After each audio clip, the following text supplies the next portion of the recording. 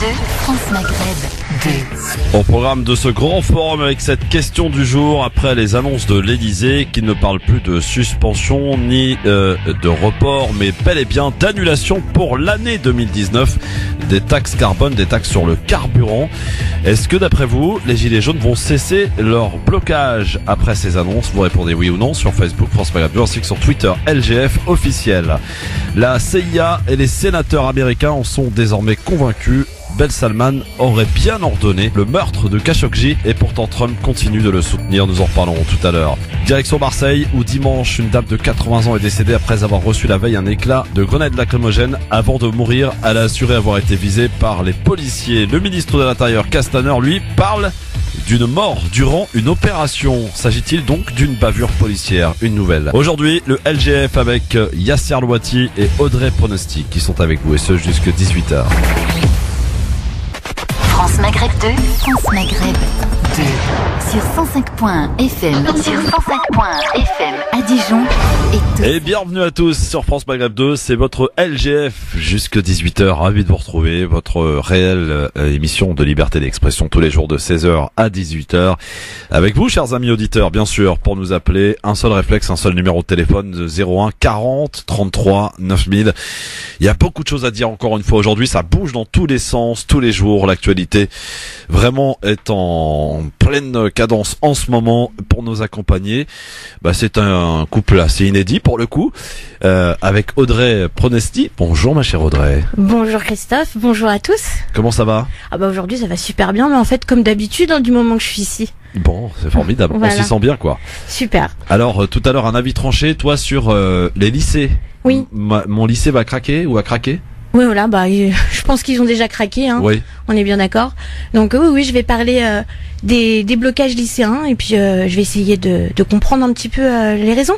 Oui, on essaiera de comprendre ensemble ce pourquoi les lycées d'ailleurs ont rejoint le mouvement avec des revendications qui sont un petit peu particulières selon les endroits.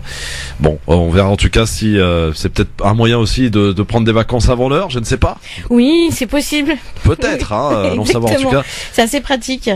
On peut regretter quand même les violences qu'il y a eu encore ce matin évidemment avec des violences assez importantes notamment du côté de Toulouse encore une fois, du côté de Paris, de la région parisienne où beaucoup de lycées mais aussi des facs. On en parlera aussi, Tolbiac est bloqué a priori. On en reparlera donc en détail. Vos appels au 01 40 33 9000 avec notre ami Yasser Louati aussi qui est avec nous bien sûr en ce jeudi parce que le jeudi c'est Louati forcément. Donc c'est un peu chez lui, c'est un peu son émission le jeudi. Comment ça va Yasser? Très bien et toi? Impeccable, ravi. Alors toi, ça y est, tu vas enfin prendre la parole sur les Gilets jaunes. Écoute, je me suis accordé un certain temps pour la réflexion, puis à un moment il faut aussi s'exprimer, il faut partager ses idées, puis je crois beaucoup au clash des idées pour faire aboutir de meilleures idées. C'est bien, c'est un peu l'ADN de l'émission en fait. Pas mal. Exactement. Ouais. Alors le sujet à la une, c'est évidemment les Gilets jaunes et c'est surtout Emmanuel Macron. Mais alors, j'ai trouvé un petit truc dans notre petit zapping quotidien. Alors vous savez la dernière trouvaille, il fallait aller sur CNews pour la trouver cette dernière. Derrière les Gilets jaunes, devinez quoi? Les frères musulmans.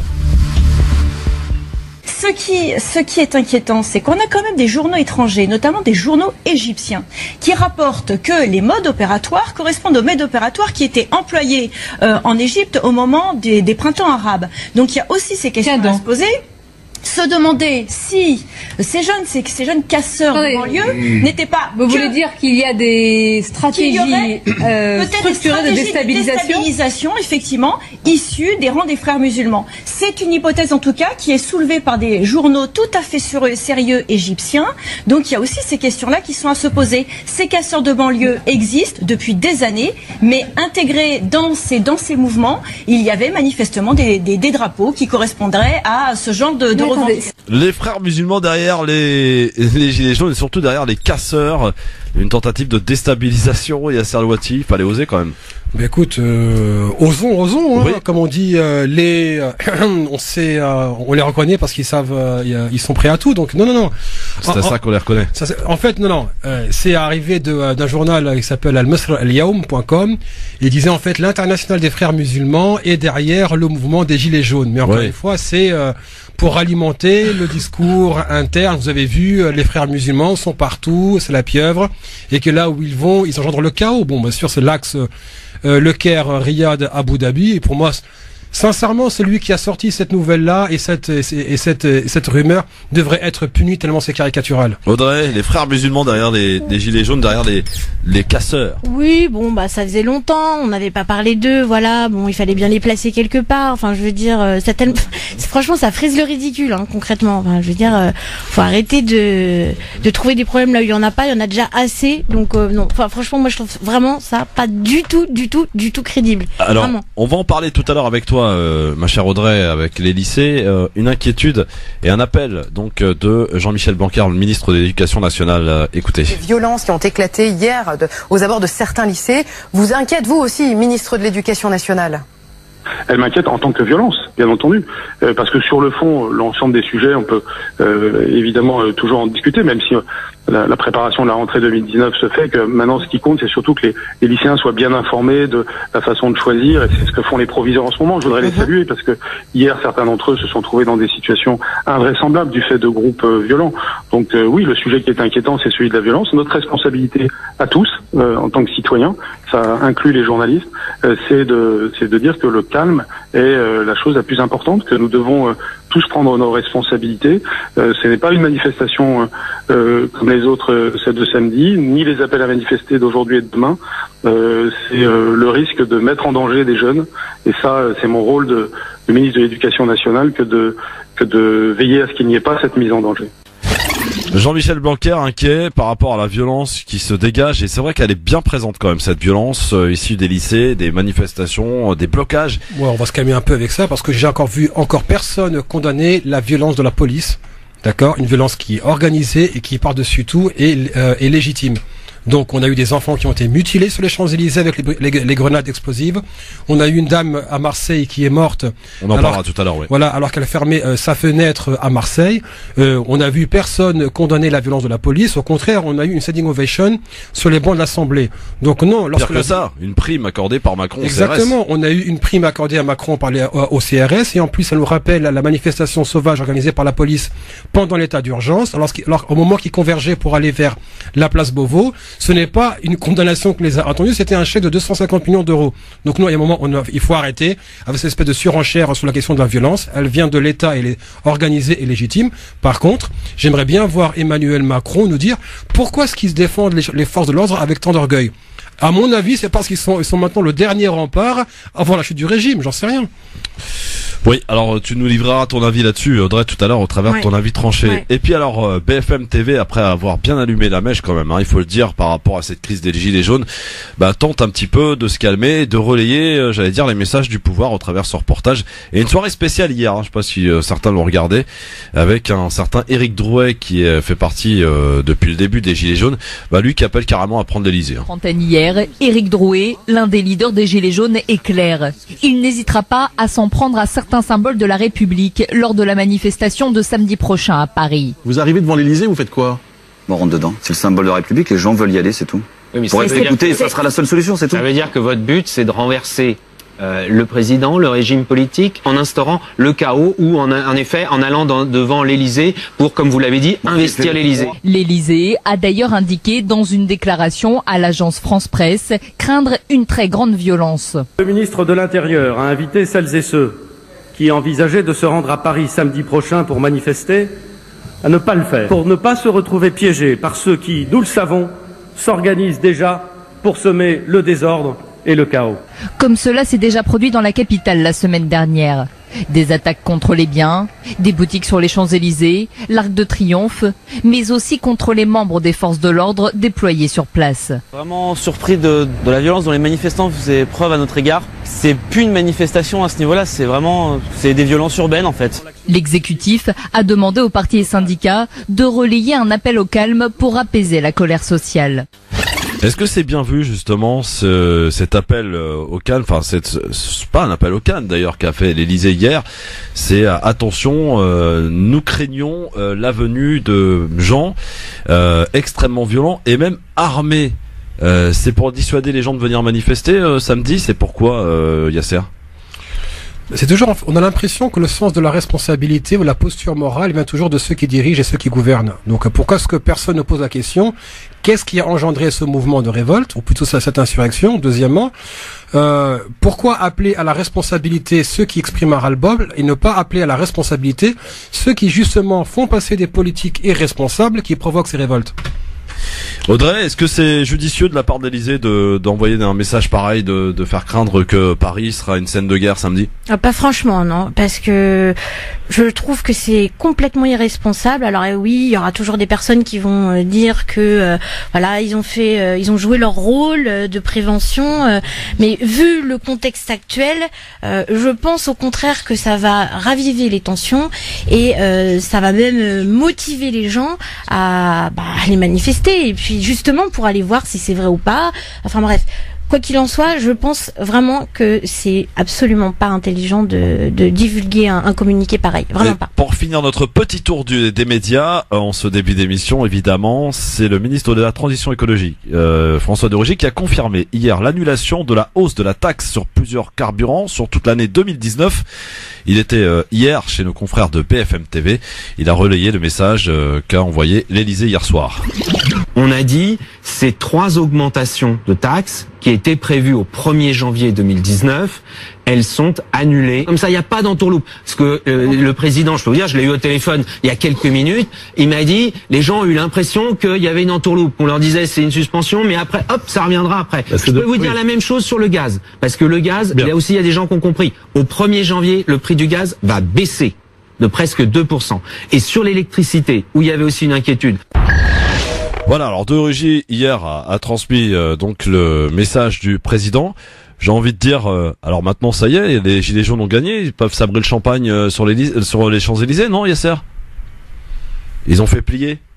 Non, c'est des mesurettes qu'on a annoncées. Les problèmes. Ce que voulaient au départ les Gilets jaunes, c'est la suppression de la taxe sur le carburant. On est d'accord. Le problème, c'est que le gouvernement a réagi trop en retard. Il faut reprendre les événements dans l'ordre. Au début, il y a eu une insurrection fiscale qui est devenue une crise politique et que si elle continue et elle se pérennise et se structure, aboutira probablement à une crise institutionnelle.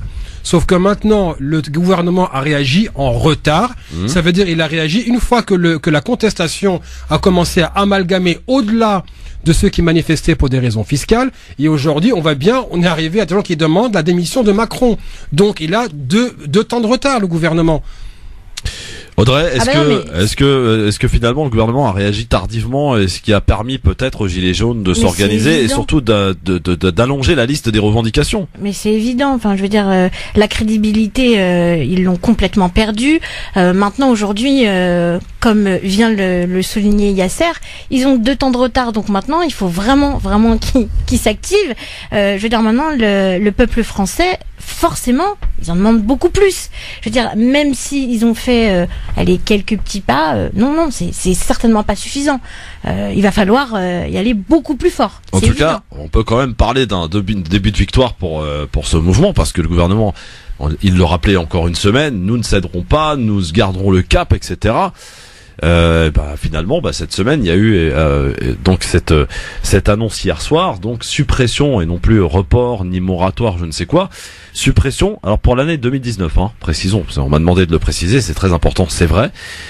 Pour l'année 2019, pas d'augmentation sur les carburants, baisse effectivement des prix du gaz, qui le gaz d'ailleurs baisse en été et augmente en hiver lorsque l'on a plus besoin finalement. Bon, a priori, il va baisser de 2%. Pour ce qui est des contrôles techniques aussi, a priori, là aussi, c'est reporté. Voilà. Oui, alors, mais, Christophe, est-ce qu'il va revenir à son péché originel qui était la suppression de l'ISF? Ah non, alors ça pas question. Voilà, pas question. Je pense pas. Voilà. Je pense pas. Voilà, pas question. Donc maintenant, lorsqu'il dit qu'il faut de l'argent pour les caisses de l'État, est-ce qu'ils vont justement s'attaquer à l'évasion fiscale qui coûte entre 60 et 80 milliards par an? C'est pas à l'ordre du jour. Est-ce qu'il va taxer les gros pollueurs comme les supertankers et le kérosène de l'aviation? Je viens de l'aviation, j'en sais quelque chose. C'est pas encore à l'ordre du jour. Est-ce qu'il va faire payer leurs impôts aux GAFA? C'est pas encore à l'ordre du jour. Non. Donc on continue, on a essoré le contribuable pendant des années, et maintenant lui c'est quoi? Bon, on va desserrer d'un 8e de tour. Ben non, c'est pas ça qui va marcher. On va prendre l'avis des auditeurs évidemment. 01 40 33 9000. Nous sommes avec une auditrice. Bonjour madame. Oui, bonsoir, c'est Khadija. Khadija, bonjour Khadija du Val d'Oise, comment allez-vous? Oui, ça va, je vous remercie. Bonjour à Audrey, Yasser, c'est ça? Oui, c'est ça, Yasser Louati. Khadija. Comment? C'est Yasser Louati que vous connaissez. Oui, voilà. Alors, on vous écoute, Khadija. Moi, je vous appelle pour plusieurs choses, mais il y en a deux qui m'intéressent le plus souvent et je voudrais demander aussi l'avis à vos chroniqueurs. Je voudrais juste savoir, enfin, personnellement, non, mais bon, est-ce que c'est un rapport avec l'actualité, le fait que la famille Rothschild a vendu tous ses avoirs, toutes ses sociétés, tout ça, en France? Ça, c'est la première chose. Deuxième chose, je voulais savoir ce que c'est le pacte de souveraineté que M. Macron va signer ce lundi à Bruxelles. Le pacte de souveraineté, c'est pas à Marrakech? Non, le 10 décembre? Le 10 décembre, ouais. Je sais pas si c'est à Bruxelles ou pacte. Non, l'autre il s'appelle le pacte de Marrakech. Oui, le pacte de Marrakech et le pacte de souveraineté. Oui. Voilà. Est-ce que c'est la même chose? Parce que bon, je sais pas, il y en a tellement de choses en ce moment. Et troisième chose, je reviens aussi sur la police, sur la violence de la police. Franchement, c'est aberrant. Juste ce matin, sur le forum des VTC, oui. Il y a des enfants d'une école primaire, âgés de 8 ans, 10 ans, qui ont été gazés. Et ça, c'est des photos à l'appui, tout ça, vidéo à l'appui. Donc, alors, j'ai une dernière chose, s'il te plaît. Une grande pensée pour la petite mamie de Marseille qui est décédée. Oui. Malheureusement, enfin, elle n'était pas en train de manifester quoi que ce soit. Non, elle fermait ses volets. Oui, absolument. Voilà. C'est vraiment moche, mais à un degré. Oui, effectivement. On en parlera d'ailleurs tout à l'heure parce que voilà, c'est le ministre de l'Intérieur d'ailleurs qui dédouane la police pour le coup et qui lui parle d'une mort durant une opération et que ce n'est pas lié à une violence policière. Voilà. Mais vous voulez qu'ils disent quoi, Christophe? Oui. Les jeunes qui sont défigurés.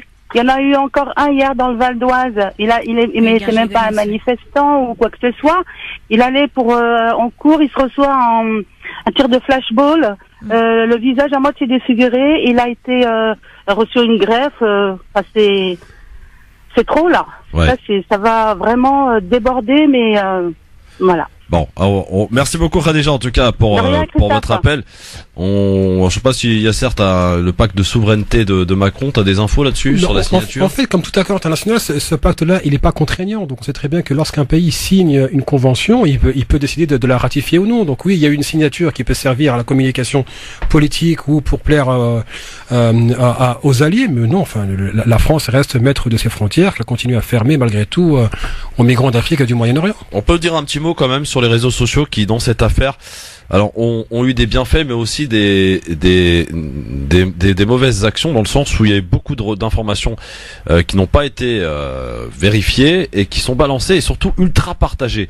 Et comme ça, on peut arriver à transmettre une information qui est erronée ou qui est injuste, et ça vient comme ça aux oreilles. Alors, mais comment est-ce que Trump a été élu? Comment est-ce qu'on est arrivé au Brexit? C'est arrivé grâce à ça. C'est que les réseaux sociaux, on amplifie, il n'y a aucun contrôle, et c'est pour ça que les fake news, et je parle sous le contrôle du journaliste à ma droite, Audrey Ponesti, ces informations-là sont pas vérifiées, mais étant donné qu'elles créent de la peur et qu'on veut communiquer avec son cercle, et ce cercle communique avec un cercle plus grand, donc ça prend des proportions totalement hors de contrôle. Et enfin moi ça m'étonne pas du tout, mais c'est pas la première fois que ça arrive et ça sera pas la dernière. Est-ce que Audrey, toi en tant que journaliste, c'est pas une difficulté supplémentaire, parce qu'on le sait évidemment, les journalistes aussi regardent un peu ce qui se passe sur les réseaux sociaux, s'imprègnent évidemment de ce qui se passe. Comment fait-on pour faire le tri de la bonne et la mauvaise information? C'est une très bonne question. Il y a quelques jours, je suis partie en Allemagne et je suis partie sur un des médias très importants qui s'appelle la WDR, et ils ont créé un département spécial justement pour chasser les fake news, parce que à un moment donné c'est le pouvoir, le potentiel, la dangerosité des fake news, elle est incommensurable.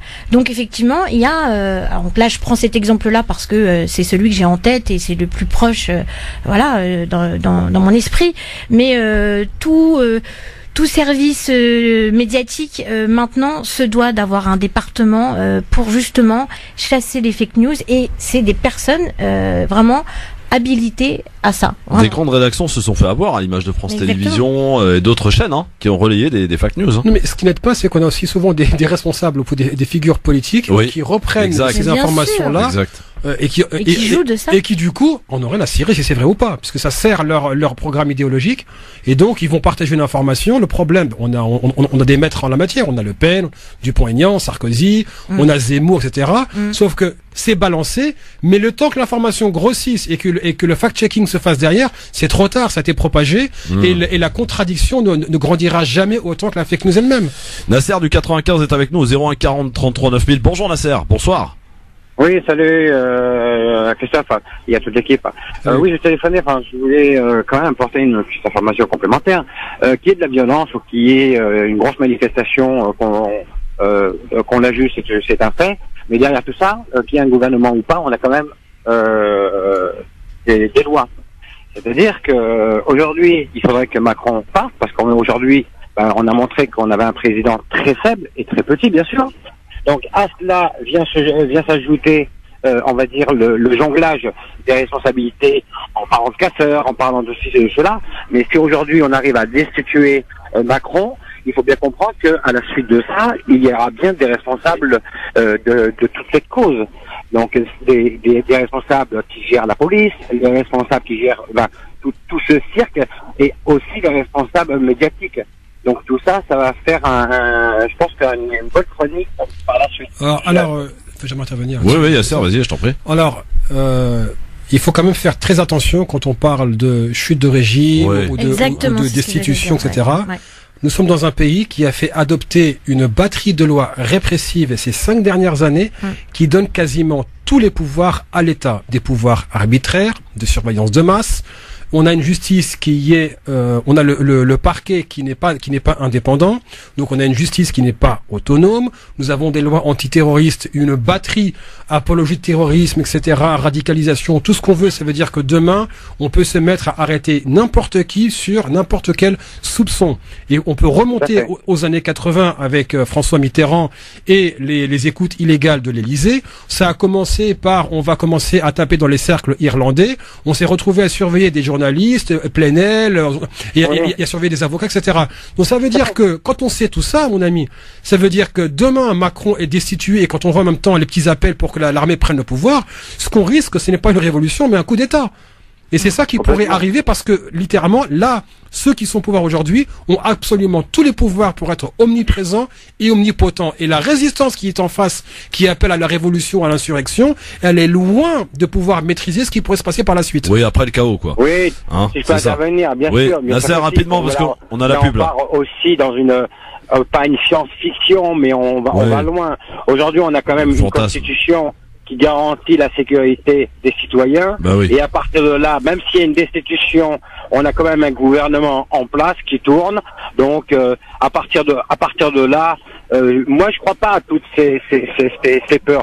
Les Français, c'est vrai que on parle tous, on n'est jamais content, certes, mais devant ces situations-là, aujourd'hui, on a quand même des gens qui sont au-dessus de ces magouilles de loi qui n'ont aucun sens. Merci Nasser, je suis désolé, je suis obligé de te couper parce qu'on a la pub, les impératifs tu les connais. Bienvenue sur France Maghreb 2, en tout cas vous pouvez continuer de nous appeler. Dans un instant on va parler des lycées. Mon lycée va craquer, à Audrey Pronosti à suivre. France Maghreb 2, France Maghreb 2. Elle s'appelle Audrey Pronosti et il s'appelle Yasser Louati. Ils sont tous les deux avec vous en direct sur France Maghreb 2 jusque 18h. Et on va évidemment continuer de parler de cette grosse actualité, bien entendu. Mais on va s'intéresser avec l'avis tranché signé Audrey Pronosti au lycée, parce que ça gronde aussi dans les lycées. Jingle.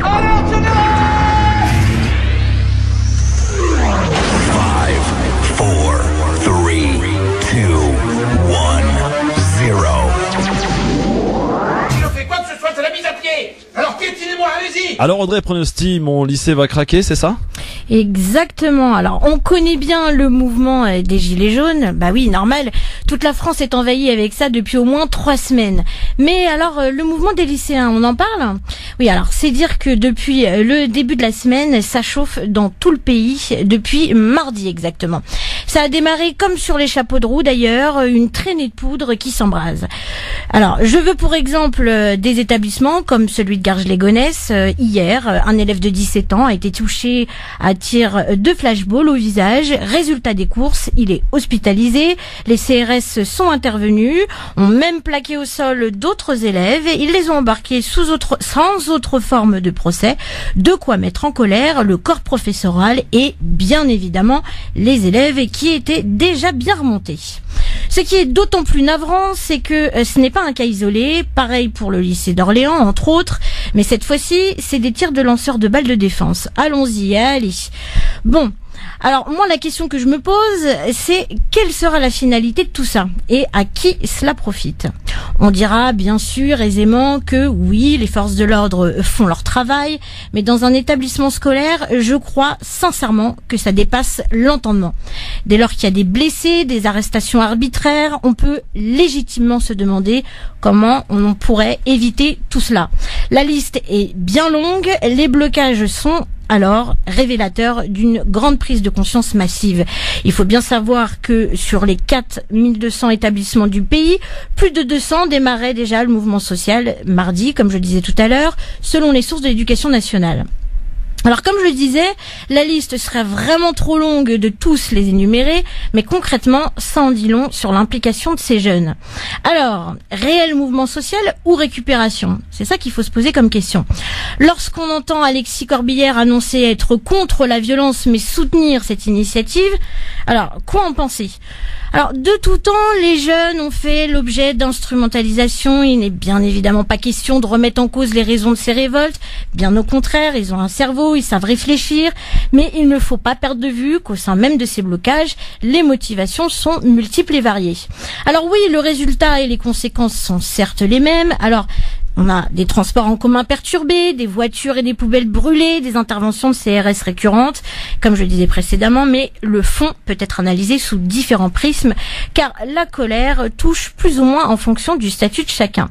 La raison principale de ces contestations, parce qu'il faut bien quand même s'y intéresser, mimétisme des gilets jaunes, contexte ambiant propice aux tensions, probable. Mais c'est surtout les réformes de l'éducation nationale qui coincent. La cause principale, eh bien, c'est Parcoursup. C'est l'orientation post-bac qui fait débat. Il est question de générer encore plus d'inégalités sociales. La ségrégation dans l'enseignement supérieur, donc, ne passe pas. Nous sommes au cœur d'un problème ayant des répercussions sur les affectations après le bac et ça, il va falloir vraiment s'y attarder. Je ne parle même pas de l'augmentation des frais d'inscription pour les étudiants étrangers. Ça, c'est un vrai scandale. Donc, bilan, aujourd'hui, des dizaines d'établissements continuent le mouvement. Certaines universités ont même décidé de fermer jusqu'à la fin de la semaine par mesure préventive. Alors, c'est dire. Donc, du côté du ministre de l'Éducation nationale, Jean-Michel Blanquer, lui, de son côté, s'est exprimé sur cette mobilisation massive. Il précise que les questions des lycéens sont complètement différentes des gilets jaunes. Ça va, on est rassuré. Que la réforme des lycées est bien pour les lycéens, qu'elle est très bonne pour leur avenir, qu'il faut faire par contre attention à toute force qui pourrait mettre de l'huile sur le feu. Alors, autrement dit, tout va bien, circuler, y a rien à voir. Par contre, il s'est pas vraiment exprimé sur les violences. Oui, il a dit quelques mots, effectivement, son inquiétude, ce qui est tout à fait naturel, mais aucune solution. Merci Audrey sur cet avis tranché donc concernant la crise dans les lycées. Yasser, alors je vais me faire l'avocat du diable. Les lycéens, ils veulent pas bosser, alors ils manifestent, ils savent pas trop pourquoi. Mais absolument pas. C'est un acte de citoyenneté responsable, mon ami. Ouais. Si nous n'apprenons pas à nos lycéens à exprimer leur désaccord. Quand j'entends le prix du carburant comme revendication chez les lycéens, ça laisse réfléchir quand même. J'étais lycéen et j'avais un scooter, puis j'ai une voiture, et donc il y a des lycéens qui sont affectés par le prix du carburant. Qui paye, ils s'en foutent. Absolument pas. J'étais lycéen, je travaillais et payais mon carburant, cher ami. Et donc il faut apprendre à nos enfants très jeunes à savoir dire non. No means no. Très bien. Bon, en tout cas, c'est inquiétant et c'est vrai que la violence et la répression qui est faite aux abords des lycées, pour juste vous donner un petit cas personnel, mon fiston qui a été au lycée ce matin, s'est fait limite gazer parce qu'il voulait aller rentrer au lycée, donc du coup, il est obligé de rentrer chez lui. Parce que voilà, il y avait effectivement des affrontements avec des jeunes et la police. Et tu te retrouves au milieu de tout ça et puis voilà. Et il n'y a pas un mot pour condamner les violences policières. Mais voilà, c'est ça. Même chez ceux qui prennent la parole au nom des gilets jaunes, c'est non, les policiers, il faut pas se mettre contre eux, ce sont les nôtres, etc. Et c'est pour ça que concrètement, j'ai été super étonnée que le ministre de l'Éducation nationale ne s'est pas plus exprimé que ça, parce que concrètement, ce qu'il a dit, c'est une palissade. Ok, il est inquiet, mais voilà, c'est super grave ce qui se passe. Je suis désolée, c'est des jeunes adultes. Mais un gouvernement qui n'a pas les moyens de recruter des éducateurs ou plutôt des surveillants dans les lycées ou des accompagnateurs, mais qui en même temps trouve les moyens de placer des policiers et des gendarmes, en même temps, faut pas être étonné. On est bien d'accord. Et d'ailleurs, précisons qu'il y a un syndicat de police qui a déposé un préavis de grève à partir de samedi, parce que la police aussi en a marre. Il faut le savoir, c'est qu'ils travaillent dans des conditions absolument lamentables, avec des heures de garde qui atteignent parfois des 49 heures d'affilée. Il y avait un chiffre, je crois que c'était 32 000 heures supplémentaires qui n'ont pas encore été payées en plus. Les états déplorables, faut le dire, parce que on a des amis en commun qui sont amenés à aller dans les commissariats et compagnie. C'est des états déplorables des commissariats, des conditions de travail. Voilà, il faut aussi le dire, c'est important et c'est pour ça que, si vous voulez, ces policiers aujourd'hui qui sont là. C'est quel syndicat qui a déposé la grève? Je crois que c'est syndicat. C'est Alliance. Alliance, je crois. Mais faut retrouver. Oui, on va retrouver ça. Donc, il faut pas oublier que l'extrême droite aussi soutient le mouvement des Gilets jaunes. Donc. Il faut faire attention. Ouais. C'est pas forcément un bon signe de voir un syndicat de droite, voire d'extrême droite, au sein de la police, déposer un préavis de grève. C'est vrai qu'on a eu beaucoup de révolutions où, quand la police et l'armée ont fait défection, des régimes sont tombés. Ouais. Là, faut faire gaffe. Ouais, faut faire très gaffe. Faut faire très attention, surtout que la police en France est hors de contrôle, qu'elle est en rivalité avec l'armée. On ne sait pas ce qui peut se passer demain. Alors, en tout cas, ce que l'on sait, c'est que Castaner, qui avait proposé le plan la semaine dernière, a été un échec. C'est ce que les policiers disent on n'a pas eu d'ordre réel, si ce n'est que d'être passif. Bon, alors je sais pas ce que c'est d'être passif, parce qu'ils ont quand même massacré quelques gilets jaunes, quelques passants. Mais là, il y a ordre, visiblement. C'est ce qu'on tend à nous faire croire. Je sais pas si c'est pour faire peur. Il y a ordre d'aller au contact, donc d'anticiper les éventuels casseurs, de les attraper et de les maîtriser. Moi, il y a une question que je me pose, que je te pose, Yasser. Comment t'expliques aujourd'hui que dans ce pays, on ait laissé rentrer des gens dans un monument historique qui est l'Arc de Triomphe? La question se pose, c'est pourquoi est-ce que les portes sont restées ouvertes? Oui, mais pourquoi avons-nous laissé des gens rentrer dans l'Arc de Triomphe, le souiller pour le coup? C'est vrai que ça a choqué beaucoup. Est-ce qu'il y a cette volonté d'essayer de retourner l'opinion? Alors, excuse-moi, je vais pas te couper. Pour le coup, je pense qu'effectivement l'État n'assume pas, enfin du moins les forces de l'ordre n'assument pas, parce que les forces de l'ordre sont aux ordres, rappelons-le quand même. Oui. Ils prennent pas des initiatives comme ça, ils sont aux ordres. Et tout à l'heure justement, j'entendais, j'écoutais un reportage à un plateau, et effectivement c'était la représentante des Gilets jaunes du Val d'Oise et qui précisait Laetitia Avia, je crois, ça s'appelle. Exactement. J'avais plus son nom en tête, et elle expliquait que la porte donc était ouverte, comme tu viens de le souligner, Yasser. Sauf que ils assument pas, parce que ils disent que non, la porte n'était pas ouverte et que la porte a été vraiment enfoncée. Donc concrètement, c'est les gilets jaunes complètement radicalisés. Exactement, qui ont pris la main sur le mouvement et en fait la porte n'était pas ouverte, et donc ce n'est pas de la faute des forces de l'ordre. Mais Christophe, officiellement. Faut quand même revenir. C'est vrai que tu le dis là, Audrey, mais encore une fois, pas une fois on pose la question du pourquoi. Veut dire, il y a un problème qui émerge, mais on pose jamais la question, mais pourquoi ce problème a émergé? Ouais, parce que c'est un symbole, je veux dire. Moi je veux bien, mais pourquoi on parle des gilets jaunes que sous l'angle de la violence, et c'est la République qui est insultée, etc., etc. Ouais. Mais absolument personne n'a posé la question. Pourquoi est-ce que Emmanuel Macron a persisté et signé et continué en disant on maintient le cap? La grogne, elle date pas d'hier. Et en plus, il a été élu par défaut. 51%. de taux d'abstention. Il se comporte comme si son élection était un plébiscite. Exactement. Non, il y a eu plus. De toute façon, si notre République était vraiment une République constitutionnelle, etc., ce président-là, cette présidentielle, aurait été relancé parce qu'on peut pas se faire élire avec une minorité, ou plutôt avec la majorité d'une minorité. On a eu un taux d'abstention de 51%. Alors, je suis pas d'accord avec toi, Yasser. Pourquoi? Parce que je suis pas d'accord. Ça veut dire que là, il y a une démocratie quand même dans ce pays. Excuse-moi. Attendez. Enfin, je veux dire... Non, il y a une possibilité d'aller aux urnes.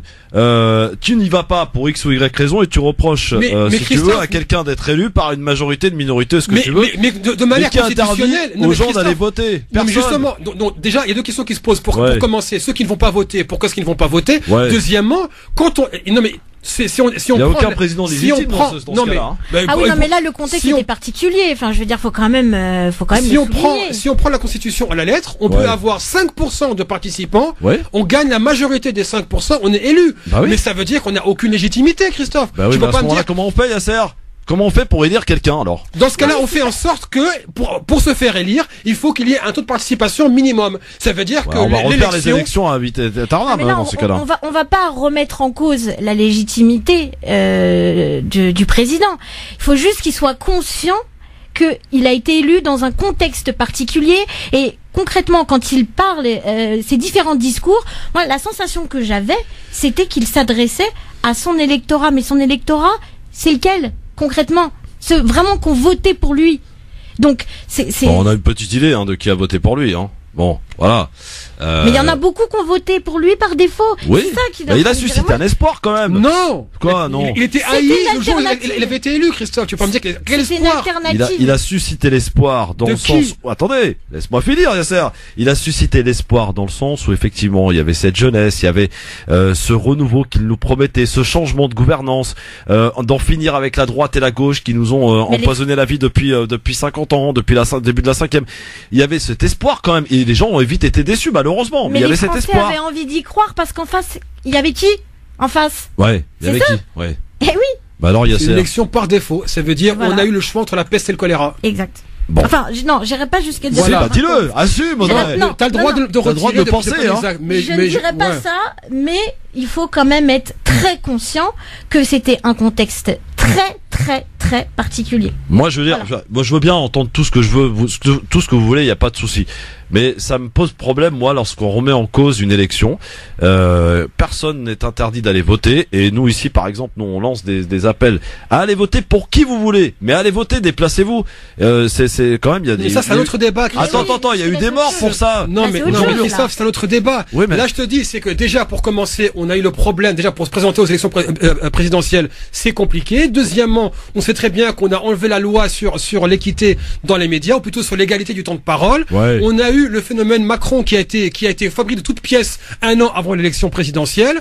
En plus, on a ce qui pose problème, c'est que on peut se faire élire en France si on a les médias avec soi. Et c'est exactement ce que Macron a eu. Ouais. Et puis on a l'air d'oublier aussi, parce que voilà, une actualité en chasse une autre, mais on était aussi dans un contexte de campagne électorale d'autant plus particulier parce que juste avant, il y a eu l'affaire Fillon.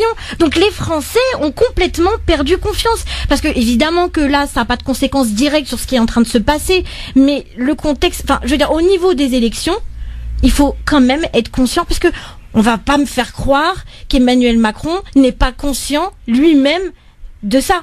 Ouais, peut-être. En tout cas, bien sûr. Sachez que Emmanuel Macron, il gardera le silence. Encore plusieurs jours, visiblement. Il ne parlera pas. Grand communicant qu'il est. Sur la crise. Ça veut dire que Philippe. Pas avant dimanche. Ça veut dire que Édouard Philippe maintenant est dans la position de fusible. C'est infusible. On est d'accord. D'ailleurs, est-ce qu'il a été humilié hier? L'après-midi, il nous annonce un moratoire, enfin la veille, et il le confirme à l'Assemblée nationale hier, le moratoire, on suspend pendant 3 mois, et le soir communiqué, pendant 6 mois, pardon, le soir communiqué de l'Élysée, on annule la taxe carbone. Donc là, ils ont placé... C'est une humiliation, non? Il faut, quand on est en politique, il n'y a pas d'humiliation. Déjà, d'une part, et d'autre part, moi je suis convaincu que c'était prévu. Ouais. Bah oui. Faire croire qu'il y a eu une reculade, vous avez vu, le président a contredit son premier ministre. Le gentil et méchant flic, on connaît bien. Bon, en tout cas, il y a certains quand même qui parlent d'humiliation quand même envers Édouard Philippe, qui porte quand même le sujet mais depuis pourquoi, plusieurs jours quand même. un titre comme ça, et bon voilà, forcément ça influence l'opinion, c'est voilà, mais il faut essayer de voir un peu plus loin. Ouais, mais Macron, pourquoi il reste silencieux? Est-ce qu'il a intérêt de rester silencieux d'après vous? Bien sûr. C'est réfléchi évidemment. Je pense qu'Emmanuel Macron veut jouer en fait le pourrissement de la situation. Oui, ça, on est d'accord. Et ensuite provoquer, mettre les gilets jaunes comme étant l'ennemi de la nation, et c'est lui qui se positionne en sauveur. L'autre point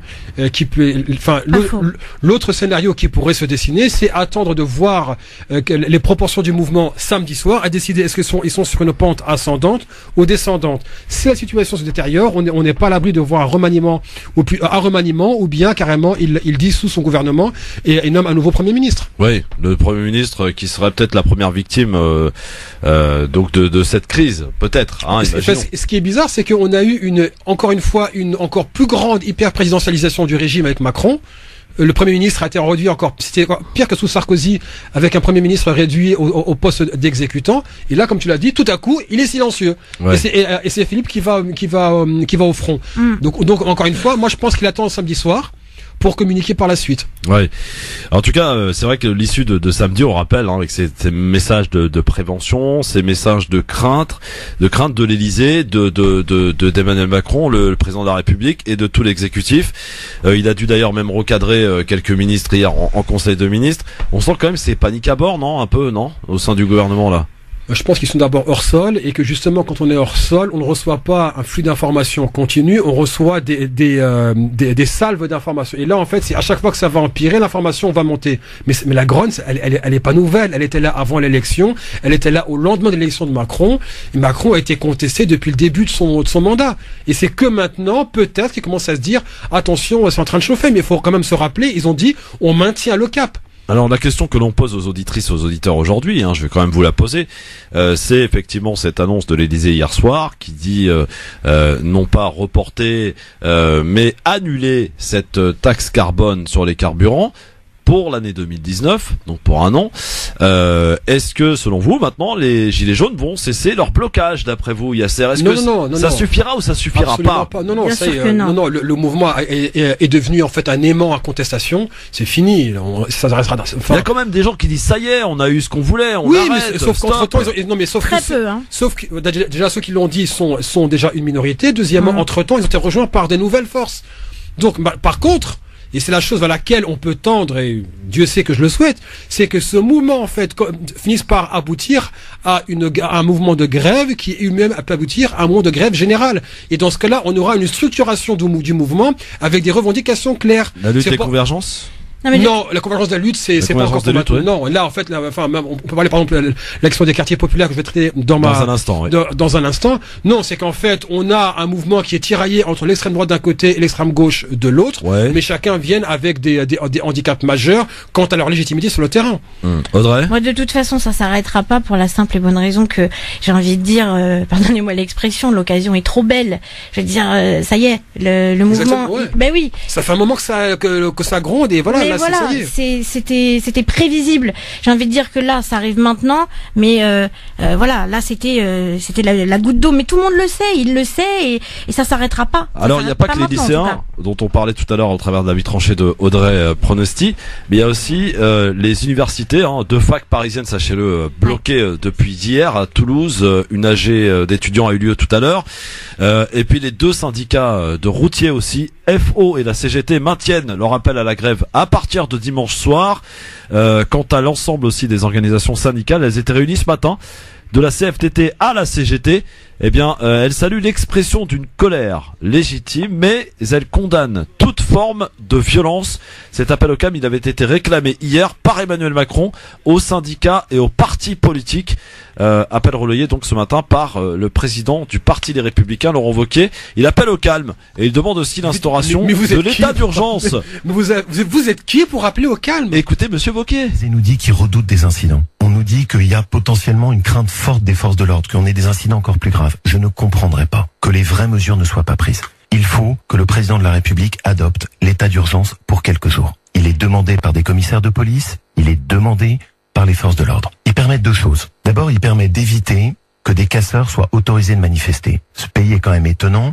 On peut interdire à des hooligans d'aller au stade, mais seul l'état d'urgence peut nous permettre rapidement d'interdire à des casseurs de manifester samedi. Ce que je dis ce matin, et je le redis avec la plus grande clarté, j'appelle aux responsabilités. J'appelle à la responsabilité du président de la République pour qu'enfin il s'exprime lui-même, qu'il ait cette parole attendue qui vienne confirmer le signe d'apaisement qui a été envoyé enfin hier soir. Et j'appelle le mouvement des Gilets jaunes que j'ai toujours soutenu à ce qu'il combatte toute forme d'expression de violence samedi prochain. Parce que c'est indispensable. Parce qu'on ne peut pas connaître un nouveau samedi noir.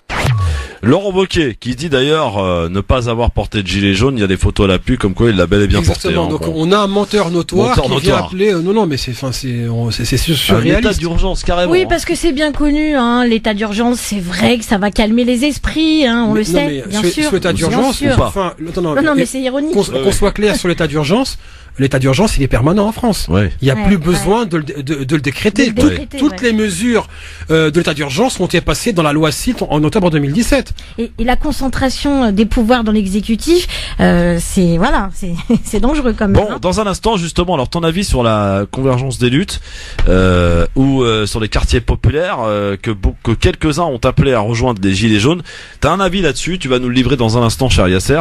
Et on parlera de Khashoggi parce que vous savez que les sénateurs américains et la CIA, ça y est, sont désormais sûrs que le commanditaire de tout cela, bien, s'appelle MBS. À tout de suite. LGF, le grand forum avec Audrey Pronasti, avec Yasser Louati en ce jeudi, et nous avons au téléphone avec nous Eddy qui est avec nous. Bonjour Eddy. Oui, bonjour à tous, bonjour à Audrey, bonjour à Yasser Louati, que je connais un petit peu. Dites-nous, on veut tout savoir. Vous connaissez un petit peu, c'est-à-dire? Non, on est beaux-frères, c'est pour ça. Ah bah d'accord, carrément. Voilà, carrément. Bonjour Eddy. Bonjour. Alors moi, je vous ai écouté un peu depuis tout à l'heure, et en fait, je trouve que j'étais un peu sur Radio Révolution ou Radio Chaos, où vous légitimiez, enfin, Audrey et puis Yasser Louati, en fait, des manifestations de tout le monde, les manifestations des enfants, les manifestations des arbres, pourquoi pas. Et j'ai l'impression qu'en fait, que c'est vous plutôt qui êtes dans la classe des jusqu'au boutistes, la classe des extrémistes. Je pense pas que les Gilets jaunes, dans leur grande majorité, ont envie de manifester et que ce soit le chaos complet.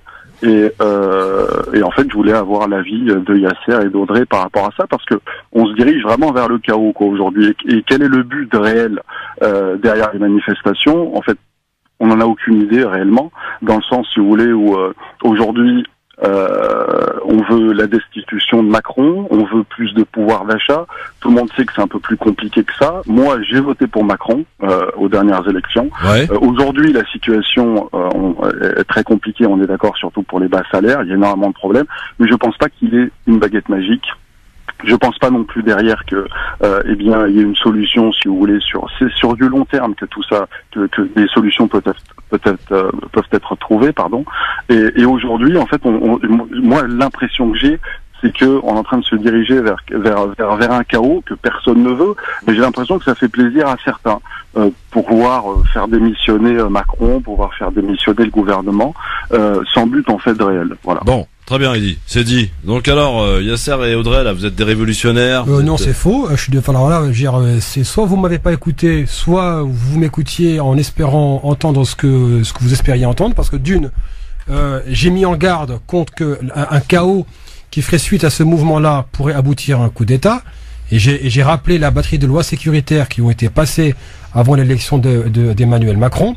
Concernant maintenant la politique de Macron, c'est une observation froide de dire que Emmanuel Macron a été méprisant, arrogant et que sa politique fiscale est profondément injuste, que le dogme de l'austérité ne paye pas, qu'il y a un matraquage fiscal des classes populaires et des classes moyennes qui n'applique pas aux grandes entreprises du CAC 40 et que l'évasion fiscale pourrait à elle-même apporter entre 60 et 80 milliards d'euros, qui pourrait taxer par exemple les supertankers et l'aviation pour faire entrer des taxes sur le carburant.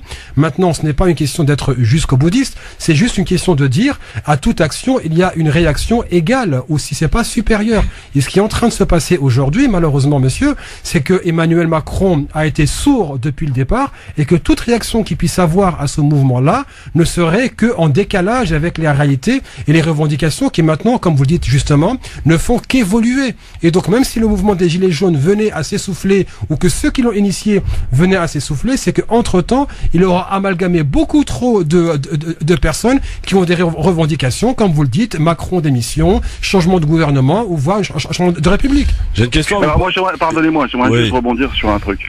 Vous parlez d'austérité, mais de quelle austérité réelle vous parlez? Enfin, qu'est-ce que vous voulez? Quelle est la solution en gros? C'est d'augmenter réellement le SMIC. Vous savez très bien que augmenter le SMIC de 200 ou 300 euros, ça augmentera le prix de la vie. Celui qui touche 2000 euros aujourd'hui, qui est le chef de l'ouvrier qui touche 1005, s'il est augmenté à 1008, celui qui touche 2000 sera augmenté aussi de 300 euros. Le CICE, monsieur, c'est 40 milliards d'euros. Il y a un effet boule de neige. D'accord. Les CICE. Vous savez très bien que c'est pas celle-là. C'est pas la solution aujourd'hui. En austérité, il y a eu quoi? Il y a eu 40 milliards d'euros. Réduction des allocations familiales. C'est tout ce qu'il y a eu pour l'instant. Non, pour l'instant. Il y a un vrai problème de pouvoir d'achat. Ça, je suis entièrement d'accord avec vous.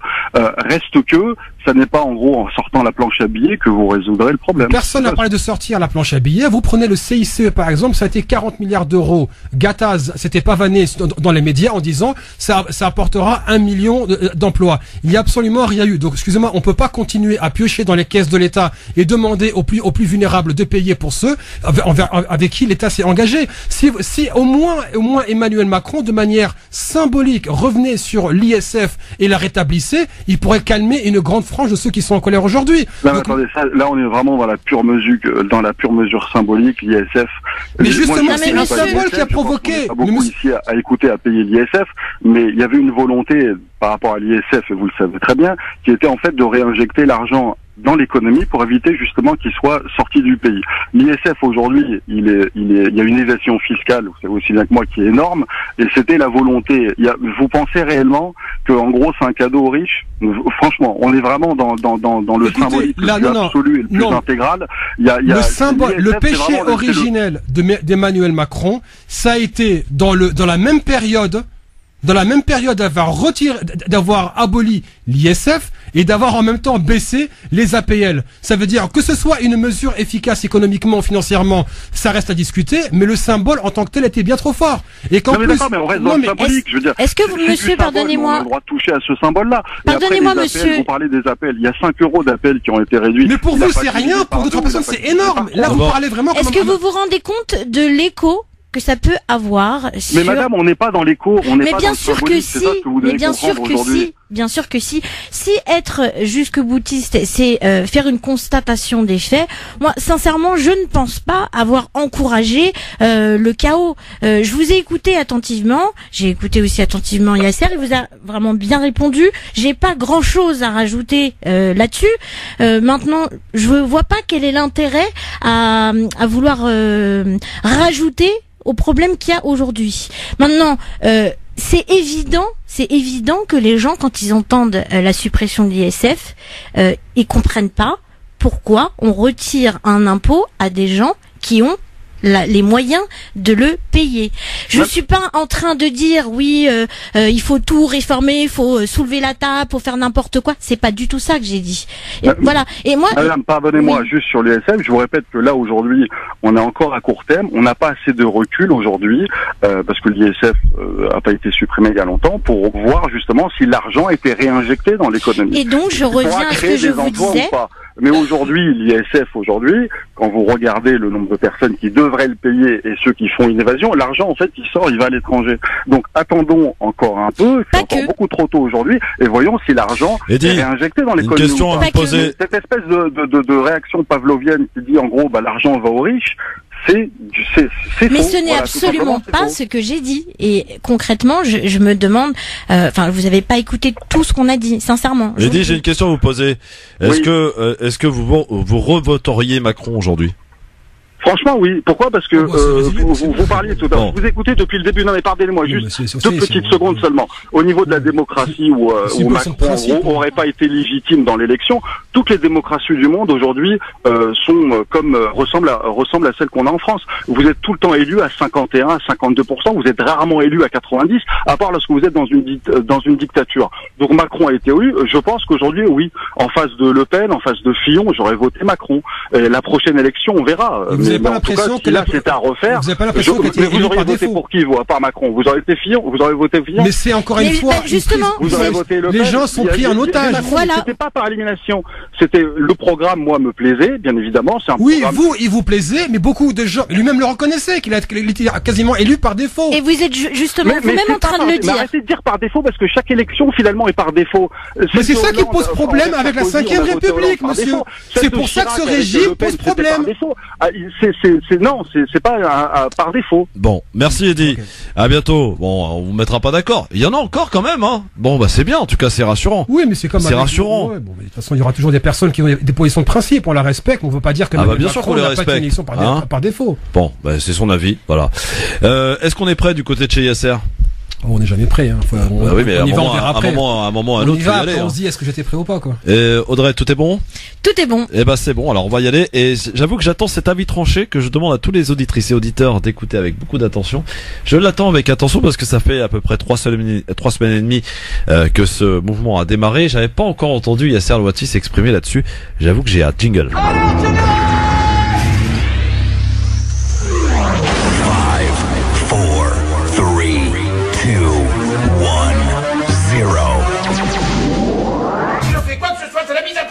Alors piétinez-moi, allez-y. Yasser Louati et donc son regard sur cette crise des gilets jaunes, cher Yasser. Alors je vous cache pas qu'au début j'ai regardé ce mouvement avec un peu, je sais pas, j'avais un peu les yeux ronds, je me disais d'où ça vient, où est-ce que ça va, etc. Bon, bien sûr, on s'est rapidement fait une idée sur le ras-le-bol fiscal qui est exprimé par beaucoup et que je partage. Donc un mouvement qui était une insurrection pour contre les impôts, ou plutôt la taxe sur le carburant, s'est transformé en insurrection contre la vie chère, contre le régime. Donc on a eu des chants Macron démission, et que maintenant ce mouvement s'est transformé en contestation politique. Comme je le disais tout à l'heure, le risque maintenant pour Emmanuel Macron, c'est que cette contestation politique devienne une crise de régime qui aboutirait à une crise institutionnelle, sans savoir ce qui pourrait en suivre. Est-ce que ce serait la fin de la 5e République, et auquel cas par quoi la remplacer? Nous n'avons pas une tradition de concertation en France, et donc c'est probablement un coup d'État qui aboutirait au bout du chemin, parce qu'en même temps, ceux qui appellent à la fin de la 5e République ne représentent qu'eux-mêmes, coucou Jean-Luc Mélenchon, et que deuxièmement, nous n'avons pas encore les plateformes, ou en tout cas les places d'assemblée pour débattre d'un avenir commun. Maintenant, concernant les populations racisées issues des quartiers populaires, celles qui subissent les discriminations du matin au soir, à l'école, au travail, dans l'accès aux soins, au transport et j'en passe, bien entendu, comme tout mouvement initié, on regarde à gauche et à droite, mais où sont les quartiers populaires, où sont les banlieues, où sont les populations racisées? Ça me rappelle les manifestations contre l'état d'urgence, où j'avais un militant de la gauche radicale parisienne qui me disait « mais Yasser, il faudrait que tu appelles les robots de banlieue, comme ça et des boules et remplissent les rangs. » Et c'est bien le problème de la gauche française, c'est que elle ne voit ces populations non blanches que comme des fers valoir pour remplir les rangs et pour en même temps cocher la case diversité. Vous avez vu, les Arabes et les Noirs sont avec nous, sauf que moi ce qui me pose problème, c'est que dans les assemblées de ces organisations-là, lorsque les décisions sont prises, ces Arabes, ces Noirs, ces musulmans, ces Roms, ces populations racisées et ces habitants des quartiers populaires ne sont jamais invités pour contribuer à la stratégie commune. Alors bien entendu, beaucoup se sont réjouis de voir certaines organisations dites des quartiers populaires rejoindre le mouvement des Gilets jaunes, mais moi ce qui m'a vraiment interloqué, c'est que je n'ai pas vu une once de concertation, de débat, de clash, d'échange ou de coordination pour adopter ne serait-ce qu'un début de position commune vis-à-vis des Gilets jaunes. Alors d'un côté, on en a qui ont rejoint les Gilets jaunes, de l'autre, on en a qui ont manifesté en parallèle ou à l'écart des Gilets jaunes. Mais à aucun moment, on a vu ces organisations-là se concerter entre elles. On n'a pas vu les militants issus des quartiers populaires se parler entre elles et entre eux pour ne serait-ce que savoir de oui ou non est-il pertinent de rejoindre ce mouvement. Et si cela devait être fait, sur quelle base? Parce que si on regarde l'histoire de la France et des mouvements contestataires, du Front populaire jusqu'aux grèves de 1995 en passant par mai 68, toutes les populations racisées ont été systématiquement systématiquement écartées, mises de côté et sacrifiées. Ça veut dire que lorsque la contestation commence, on accueille à bras ouverts ces populations non blanches pour dire ah vous avez vu nos amis les Noirs et les Arabes eux aussi veulent en découdre avec le capital, etc.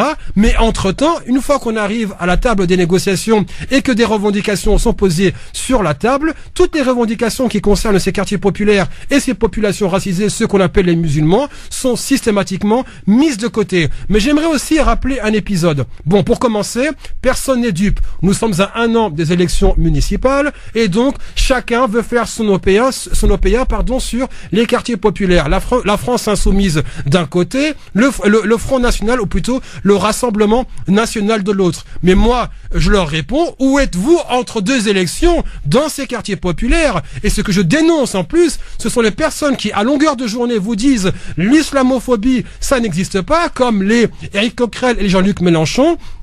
Des personnes qui ont envoyé bouler le comité Adama lorsqu'il les a approchés pour venir les soutenir, et que aujourd'hui, comme par hasard, à 1 an des municipales, au moment où la France insoumise parle de reconquérir les quartiers populaires, on voit cette espèce de convergence de surface. Mais maintenant, moi, je pose la question, oui, peut-être qu'on peut avoir des plateformes de dialogue, oui, peut-être qu'on peut avoir des événements communs. Mais celui qui vous parle a participé à Nuit debout et a pris la parole à 3 reprises.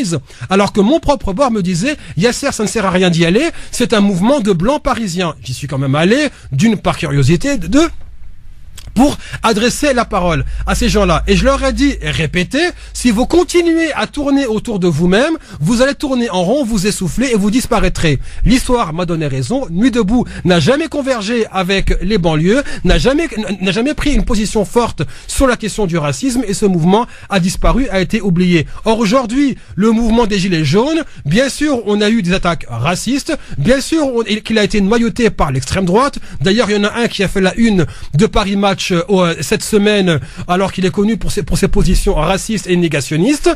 Et donc aujourd'hui, on a ce mouvement-là qui est en fait tiraillé entre une extrême gauche laïcarde d'un côté qui ne s'est jamais soucié de l'islamophobie, et de l'autre une extrême droite qui alimente activement l'islamophobie. Et donc aujourd'hui, j'ai envie de poser la question, lorsque vous convergez avec des mouvements comme cela, est-ce que l'histoire n'est pas riche en enseignements sur ces mouvements contestataires qui sacrifient systématiquement les populations issues des quartiers populaires? Est-ce que maintenant on va continuer à troquer un c'est sûr pour un peut-être? On sait très bien que, historiquement parlant, la gauche française ne s'est jamais souciée de la question raciale. Et ce n'est pas aujourd'hui que ça va changer. Et d'ailleurs, je m'adresse, depuis ce micro, cette plateforme, à François Ruffin. Comment se fait-il qu'il y a quelques mois, il a refusé de soutenir le comité Adama en disant, je n'ai pas tous les éléments, alors que tous les éléments sont en place publique. Et quelques mois après l'annonce de la France insoumise pour vouloir, je cite,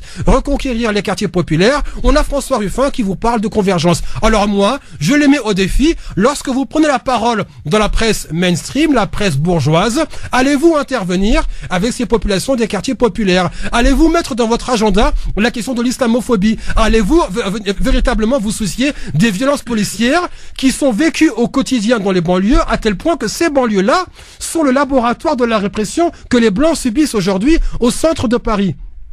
Le fin mot de l'histoire, il est hors de question de sacrifier les leçons de l'histoire qui sont certaines pour des ambitions personnelles malheureusement qui seraient dues aux élections municipales et européennes, pour encore une fois être la caution d'un mouvement qui malheureusement ne se soucie que très peu des questions de racisme. Yasser Louati, merci beaucoup. Une question quand même pour clarifier quand même totalement la chose. Est-ce que il est judicieux pour toi, Yasser, que les quartiers populaires viennent se mêler à ce mouvement des Gilets jaunes, viennent rejoindre les rangs des manifestants? Par exemple, au vu de ce que l'on a vécu samedi dernier, samedi prochain, on nous promet apparemment une ville, un véritable théâtre de guerre. Est-ce que c'est judicieux d'appeler, est-ce que c'est responsable d'appeler les banlieusards, enfin les gens de banlieue, à venir manifester à Paris? En fait, moi, c'est pas moi de le dire et pas moi de le faire. Je pense que chaque organisation, chaque quartier populaire a... Mais à ton avis, à toi, est-ce que c'est responsable d'y aller ou pas? Mais si elle appelle à manifester et qu'on peut le faire sans qu'il y ait de casse et de violence, c'est pas de problème. Pourquoi? Je comprends pas pourquoi on doit faire une différenciation. Manifester est un droit constitutionnel. On manifeste maintenant. C'est que chacun. Parce qu'après, s'il va y avoir de la casse, on va dire voilà. Non, mais attendez, on peut pas répondre aussi au chantage de l'État. Si vous manifestez, il y aura nécessairement de la casse. Bah oui. Donc les gens ne viennent pas. On n'y va pas alors. Mais bien sûr qu'il faut y aller. Si les gens veulent manifester, en tant que citoyen, toute personne qui estime qu'il faut manifester, j'ai pas à lui dire d'y aller, de pas y aller. Mais alors, on y va vraiment, ou alors on manifeste de son côté, comme on l'a vu samedi dernier, à l'image du comité Adama, à l'image de Rosa Parks, à l'image de plein d'autres trucs. Ils ont manifesté de leur côté, et puis après, ils ont même pas été d'ailleurs jusqu'aux Champs-Élysées. Voilà. Alors, est-ce que ça rime à quoi, ça? Dans ce cas-là, il faudrait inviter ces organisations-là et leur poser la question. Me concernant, j'aurais juste souhaité voir un débat qui soit propre au quartier populaire sur la question des gilets jaunes. Est-il pertinent de les rejoindre, oui ou non? Et deuxièmement, s'il faut les rejoindre, sur quelle base? Mohamed de Rosny-sur-Seine est avec nous. Bonjour, Mohamed. Oui, bonjour. Bonjour, Mohamed. Oui, merci. Merci pour le débat. Donc, tout ce que je voulais dire, donc je vais parler très simplement comme un citoyen de quartier et de la banlieue de Paris. Ouais. Vous savez, depuis un certain temps, nous entendons pas mal de mots, terroristes, intégristes, radicalistes, et tous ces mots-là étaient complètement impliqués, on va dire, donc on sait très bien sur quelle population a été impliquée. Merci beaucoup. Merci, monsieur. Merci je vais juste rajouter, laissez-moi finir, s'il vous plaît. Oui, allez-y, on vous laisse finir. On panique, hein. Moi, aujourd'hui, quand j'entends les gilets jaunes, où on est dans un pays démocratique, et je vois que la démocratie est partie depuis quelques années, et aujourd'hui, elle se manifeste, elle apparaît, comme quoi la démocratie dans les pays occidentaux est en train de, surtout en France, est en train de sortir par la grande porte, ou la petite, comme vous voulez. En fait, ce sont des mots qui vont se retourner contre eux. Ils ont été utilisés pour des raisons démagogiques plusieurs années, plusieurs décennies sur on va dire le monde musulman et le monde arabo-musulman et africain. Et on va aujourd'hui, quand j'entends moi les gilets jaunes, on est dans un pays démocratique, un État qui a été élu démocratiquement. Et aujourd'hui, il remet en cause une sortie qui est pacifiste. Et on les appelle les gilets jaunes, comme si les gilets jaunes viennent de Mars, ou d'ailleurs, ce ne sont pas des Français. Et deuxièmement, je suis pas d'accord, par exemple, quand vous dites, est-ce que les banlieues, on a rentré un autre point, on a remis en cause un autre point fondamental, les gens de banlieue. Moi qui est né ici, par exemple, mes enfants qui sont nés ici, on va toujours les appeler des gens de banlieue ou sont des Français? Je suis désolé, donc même s'il y a de la casse, ça c'est un autre problème. S'il y a de la casse, on peut se poser aujourd'hui, il y a de la frustration, il y a de ras-le-bol, donc il y a des jeunes aujourd'hui. Moi je suis d'origine marocaine et je me souviens quand je manifestais au Maroc, c'est vrai, on aimait prendre les pierres et les jeter plutôt sur la police, mais en même temps on cassait des vitres des collèges et des lycées. C'est pas bien. Mais c'est pas bien du tout. Hein. Ah ouais, c'est pas bien parce que j'ai compris. Mais sur l'instant où, en tant que jeune, vous manquez d'une certaine culture, vous manquez d'une certaine, je dirais, clairvoyance par rapport au bien des autres, au bien de l'État, ou bien ce qui est bien de l'État, il est mon bien aussi.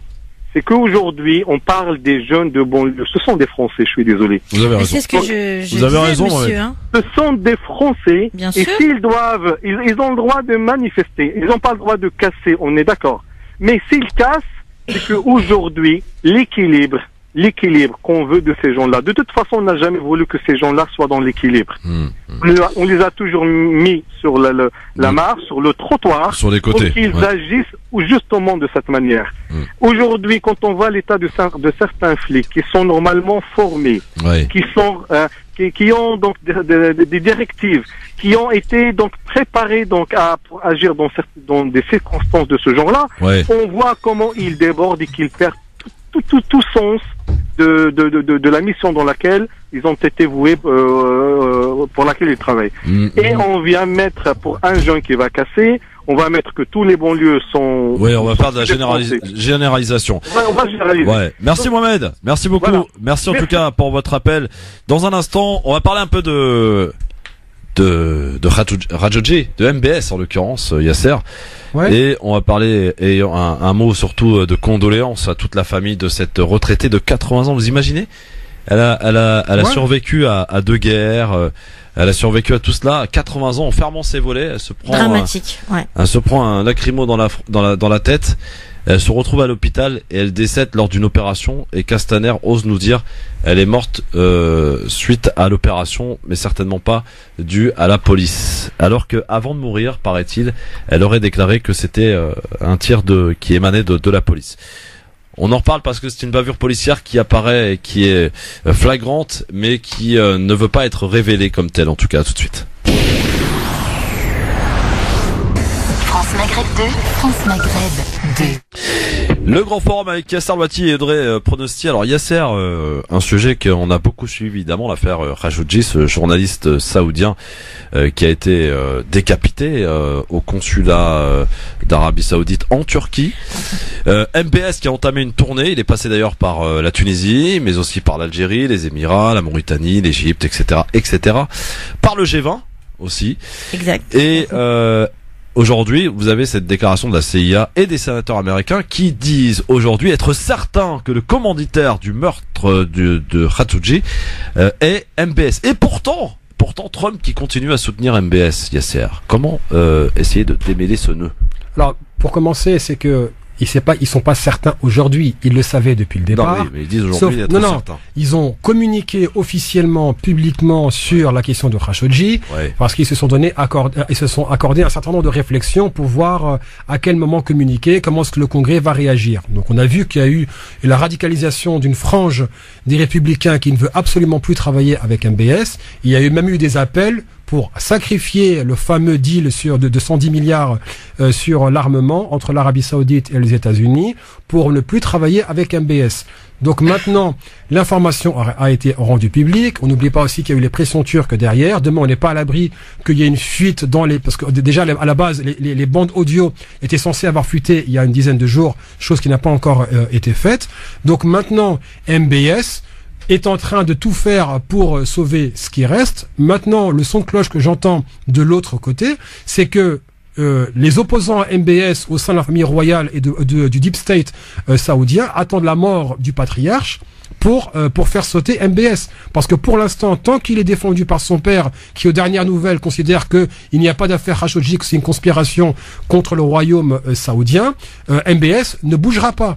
Mais il faut se rappeler que MBS a morcelé la famille royale et qu'il a provoqué maintenant une rancune au sein de l'élite saoudienne et qu'en plus il s'en est pris à Jamal Khashoggi, puisse-t-il reposer en paix, qui n'était pas un opposant à la famille royale. Il demandait seulement à ce que les gens puissent s'exprimer librement. Et les audios là que la Turquie promettait de révéler, ils sont où?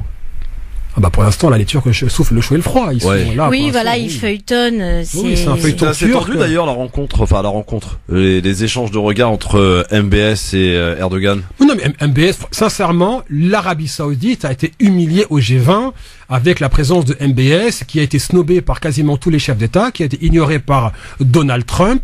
On a vu la presse officielle saoudienne, la Saudi Gazette et l'Arabia.com qui, MBS a été reçu par Theresa May, sauf que Theresa May tirait une tronche d'enterrement et n'avait visiblement pas envie de le rencontrer. On a eu Emmanuel Macron qui a communiqué publiquement en disant qu'ils ont envoyé une lettre forte pour qu'une enquête internationale. Ils se sont parlé, visiblement. Oui, ils se sont parlé et il lui a communiqué. Tu devrais m'écouter. Alors ça. J'aurais bien aimé avoir le contenu total de la conversation. Mais quelle souveraineté pour l'Arabie Saoudite quand on a Donald Trump qui dit deux choses extrêmement graves et historiques. Premièrement, sans nous, le régime saoudien s'effondrerait. Exact. Deuxièmement, c'est grâce à sans l'Arabie Saoudite, Israël disparaîtrait. Deux choses extrêmement compromettantes pour le régime, saoudien. Donc maintenant, on a un prince régnant qui est accueilli comme un paria, comme une personne qu'on ne veut pas rencontrer. Maintenant, je suis désolé, en fait, il est prêt à faire couler le navire pour ne pas quitter le pouvoir. Maintenant, c'est aux élites saoudiennes de décider, est-ce que oui ou non, ils vont soutenir MBS jusqu'au bout, ou est-ce qu'à moi, ils vont se dire, on arrête de payer, ce prince-là est en train de compromettre nos intérêts stratégiques. Oui, non, mais ils pourront pas, de toute façon, ces heures sont comptées. santé, comme tu l'as très bien exposé. Ils attendent que le roi décède, mais à partir du moment où c'est public, alors bien évidemment tout le monde le sait, hein, c'est un secret de polichinelle, mais c'est impossible qu'il puisse être à la tête de cette puissance, c'est impossible. Enfin, moi c'est ce que je pense. Un petit mot pour finir, s'il vous plaît, pour cette dame de 80 ans, effectivement, qui a perdu la vie, qui est morte après en fermant ses volets, c'est-à-dire qu'elle n'est pas partie manifester, cette dame. Hein. Ouais. Elle ferme ses volets, elle se prend un truc de lacrymo dans la tronche et elle est transportée d'urgence à l'hôpital. Elle est opérée et elle en est morte au cours de cette opération. Et quand le ministre de l'Intérieur, Christophe Castaner, est interpellé sur ce sujet en lui disant attention là, c'est dû à la police, etc. Non, je vous demande un peu de retenue. Nous avons besoin d'informations supplémentaires pour établir les responsabilités.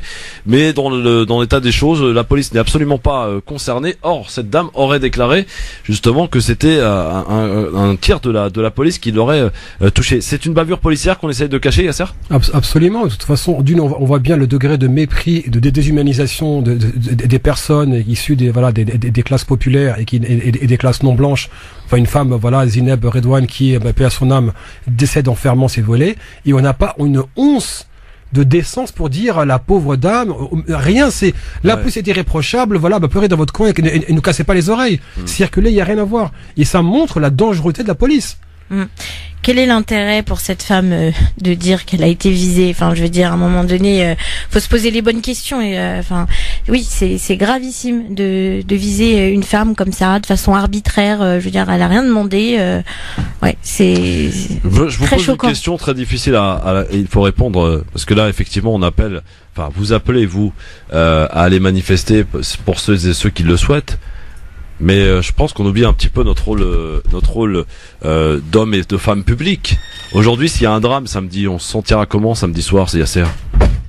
Mais le drame serait provoqué par qui? Je sais pas, moi. Je sais pas, parce que apparemment l'Élysée craint la venue de gens extrêmement violents et même armés. Qu'est-ce qu'on fait samedi soir si sur quelle il base des choses? Et sur quelle base? Donc en fait, dès que le gouvernement nous balance une rumeur, une information non vérifiée, il faut dire amen et faire ce qu'il demande. C'est dangereux. L'État, c'est l'État qui est dangereux. Mais ça nous met dans la merde quand même. Non, je refuse absolument. C'est à l'État. Excuse-moi. L'État a quand même un État avec la surveillance de masse qu'ils ont. Ouais. Ils ont accès à nos téléphones portables, nos emails, etc. Et là, ils ont pas les moyens de contrôler une manifestation contre les impôts et pour le pouvoir d'achat. Mais faut pas se moquer du monde. Faut surtout pas céder à ce genre de message. Hein. C'est dangereux de céder à la panique. Donc vous nous dites quoi? Vous nous dites que effectivement ils sont en train de nous dire ils ont des éléments comme quoi il y a des gens extrêmement violents et limite armés qui viendraient sur Paris. Ils ont les informations et ils ne les arrêtent pas. C'est ça. Comment on sait que c'est vrai? Je sais pas moi. Comment c'est vrai? Si c'est vrai, qu'attendent-ils pour les arrêter? Exactement. Pourquoi on les arrêtait pas avant qu'ils partent? On ne connaît pas la source de ce message. Enfin, je veux dire, c'est la première question. Non, mais quand on dit la base des renseignements, c'est inquiétant. C'est-à-dire que les mecs, ils savent qui va venir et pourquoi faire, et on les laisse. Exactement. On laisse venir non, mais voilà. Justement, c'est à l'État. L'État devrait s'engager à protéger les manifestants contre tout élément perturbateur. Ouais. C'est ça le message qui doit être envoyé par un État responsable, et non pas de jouer sur les peurs pour décourager les manifestants d'un côté et de l'autre jouer sur les peurs. C'est bon. C'est bon. Pour moi, impeccable. Je pense que c'est convaincant. C'est recevable. Largement recevable. Mon cher Yasser, c'est bon? Ça t'a plu avec Audrey? Attention à la réponse, hein. Non, c'est la première émission commune, oui, c'est à refaire. Ouais, c'est à refaire. Très bien. Donc t'es validé par Yasser, ma chère Audrey. Sache que c'est le parrain de cette émission. Voilà, c'est un des premiers chroniqueurs. Bon, alors je suis ravie. Voilà. Je suis soulagée même. Bon, bien baptisé pour le coup. Merci Audrey, merci Yasser, merci à tous les deux. Merci Christophe. Demain, Besma Maghrebi ainsi que Mehdi Chebaiki et Tariq Mami, parce que le vendredi c'est Mami, forcément c'est la récap, et on va encore parler bien entendu de ces gilets jaunes qui font beaucoup parler et qui font trembler le pouvoir même un petit peu quand même. L'heure de retrouver l'info et le rappel de l'actualité de ce jeudi soir. C'était avec Marine Garel. Bonne soirée à tous, à demain. Ciao! Bonsoir à tous. Environ 200 lycées et collèges sont de nouveau bloqués ou perturbés en France aujourd'hui et plusieurs incidents ont été recensés. En Seine-Saint-Denis, la situation s'est étendue devant plusieurs établissements. À la Courneuve, devant le lycée Denis Papin, une trentaine de jeunes cagoulés ont jeté des cocktails Molotov et incendié une voiture selon la police. Le mouvement des Gilets jaunes qui se poursuit et de nombreuses personnalités politiques lancent un appel au calme avant les manifestations de samedi, dont l'ancien Premier ministre Jean-Pierre Raffarin. De nombreux sénateurs ont applaudi le Premier ministre cet après-midi lorsqu'il a évoqué le renoncement pour 2019 d'augmentation de taxes sur les carburants. L'ancien candidat à la présidentielle Benoît Hamon vient d'annoncer qu'il conduirait une liste citoyenne européenne. Il ne désespère pas à 6 mois du scrutin de parvenir à un accord avec d'autres forces politiques dans un paysage très émietté à gauche. Les violences sexuelles ont progressé de plus de 50% en France. Conclusion de l'enquête de l'Observatoire de la délinquance. 265 000 femmes estiment avoir été victimes de violences sexuelles par une personne tiers. Un chiffre qu'il faut mettre en lien avec la vague MeToo et le hashtag Balance ton porc, ainsi que la libération de la parole. Autre augmentation, le nombre de cambriolages, plus 21% entre 2016 et 2017. Les députés britanniques voteront bien mardi prochain sur l'accord du Brexit, le texte négocié par le gouvernement de Theresa May avec Bruxelles. Une annonce du service de la Première ministre aujourd'hui. Et plusieurs ministres souhaitaient que ce vote soit repoussé pour éviter un échec trop cuisant, susceptible de conduire à la chute du gouvernement. Plusieurs matchs de football de Ligue 1 de ce week-end seront reportés. C'est le cas de Monaco-Nice ou encore Saint-Étienne-Marseille. Les autorités souhaitent mobiliser les forces de l'ordre sur les manifestations des Gilets jaunes. 4 matchs au total sont reportés pour le moment. France Maghreb 2, service, info, musique, divertissement. France Maghreb 2. France Maghreb.